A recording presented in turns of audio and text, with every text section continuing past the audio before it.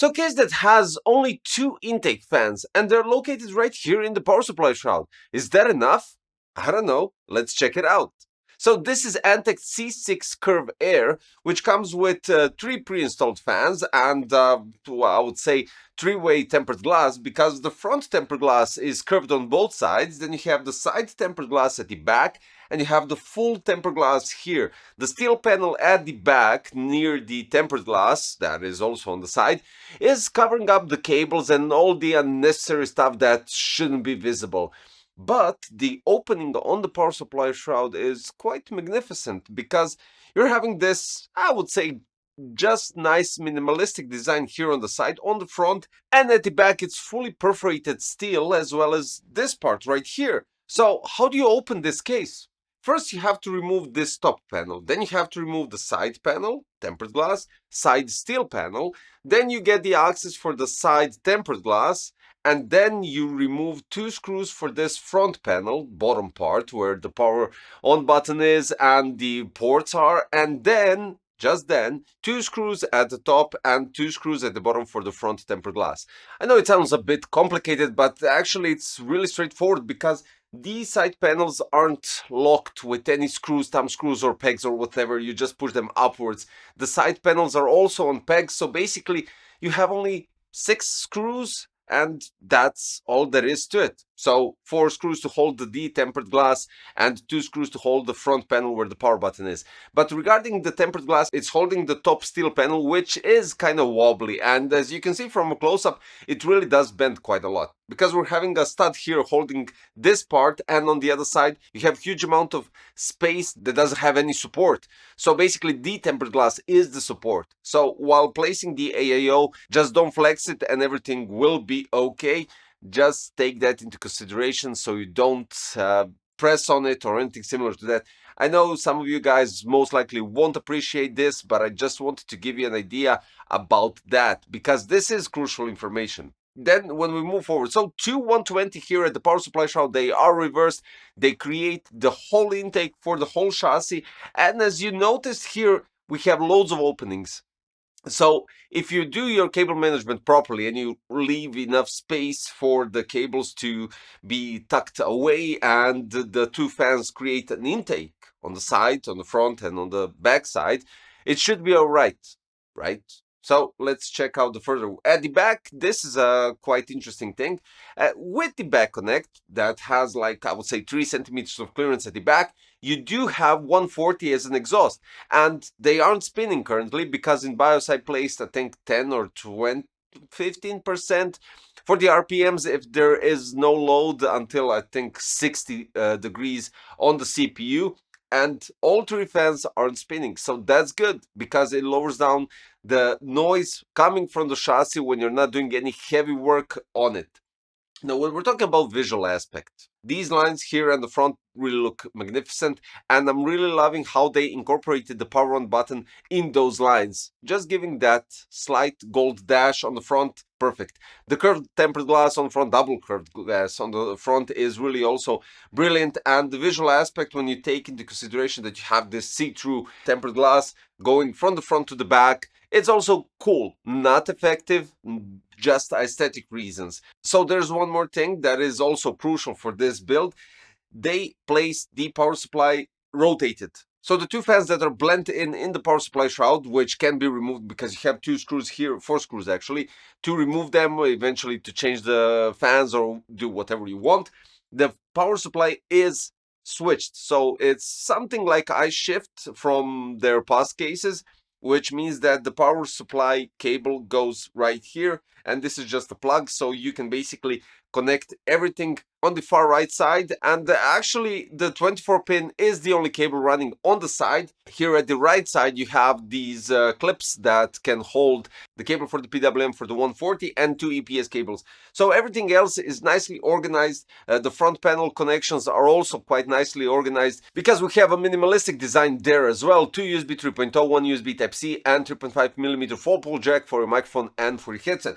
So that is covered. Of course, as I can see right here, you can remove the back panel for the power supply and basically place it in the original position, but honestly, maybe I wouldn't suggest that, even though that is also an option, because it gives you more clearance here on the side to tuck away the cables, unnecessary cables, let's put it this way. So visual aspect, outstanding. Access to everything is also great. You don't even have to remove the front tempered glass, but just in case, so you don't go accidentally breaking it, why not? It's really straightforward to remove it, so you don't have to worry about those things. Now, when we're talking about compatibility, we're having ITX micro, ITX, and ITX motherboard support. It also has support for back connects, so when you take into consideration, you actually don't need any cables visible here up front.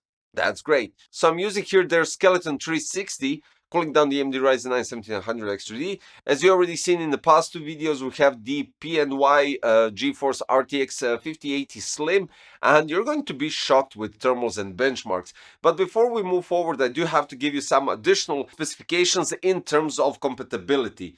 At the top, as you can see, you can go with a 360 radiator, but that's not all. You can go with 120, 140, 240, 280, and at the rear you can go with 120 radiator. For the fans, top supports 3 120 or 2 140, power supply shroud 2 120 as it's pre-installed, at the back 1 120 or 1 140. Now, GPU maximum clearance is 450, and I didn't go with the longest card because I wanted to go with the current GPU that I used in past two videos, just to see the difference in thermals. Maximum CPU cooler height, and this kind of explains a lot because we have loads of space, 180, and maximum power supply length, standard mounting, excluding cables, is 150. For modular power supply, the power supply chamber fan bracket must be removed. And then when you go with side mounting is 160, excluding the cables. So you have some space for the cable management, and that's it.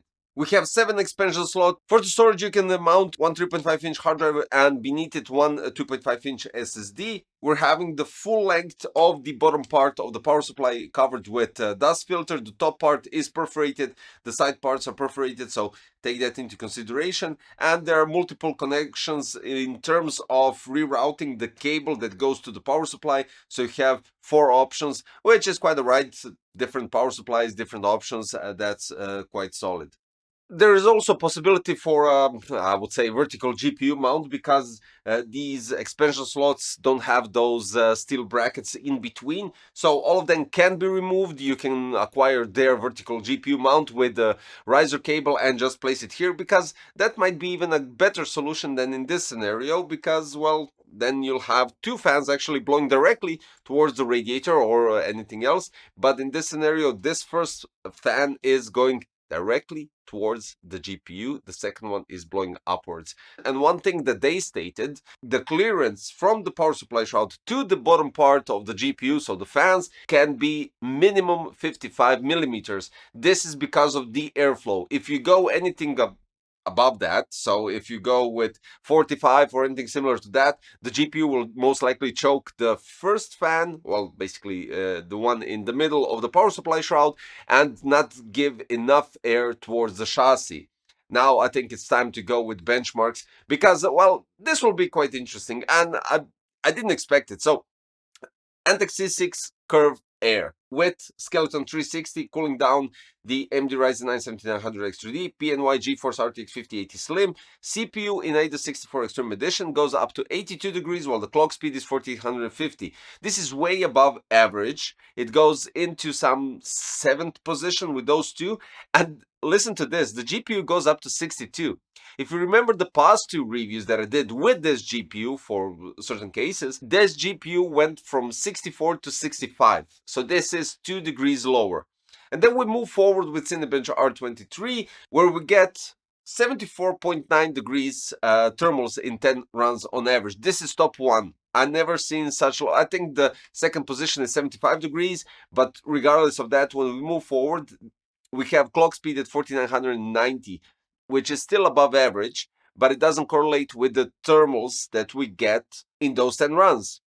And that actually reflects on the score, which means that we have 26,492. So this case kind of boosts the Skeleton 360 from the past review that I did with actually just the Skeleton 360 in focus, but it still goes into that average segment for the Cinebench R23 and this processor, and how it actually blends all together. So all in all, what I can say is with these two fans, this is the only intake this case needs, because all the airflow is, well, basically when you take a look at this part right here, this is, I would say, 10 to 12 centimeters of clearance, directly collecting air from the bottom and pushing it towards GPU, AIO, eventually air cooler, or anything similar to that.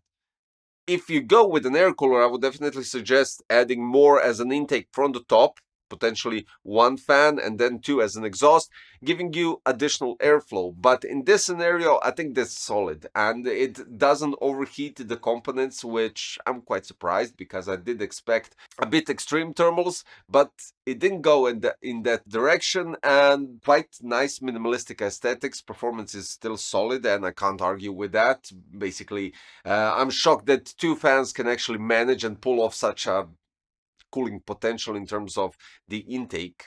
And basically that's it.